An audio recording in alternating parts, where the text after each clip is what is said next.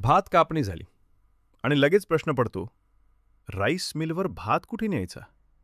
रांग, वेळ, खर्च आणि कष्ट सगळंच वाढतं.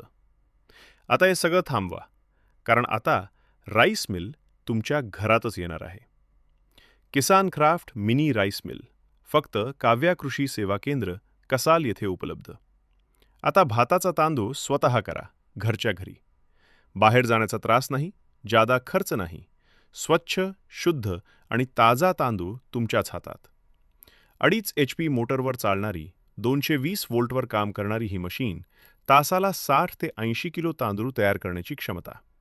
अंदाजे 20 किलो वजन, मजबूत स्टील बॉडी, हलकी, सोपी आणि टिकाऊ राईस मिल.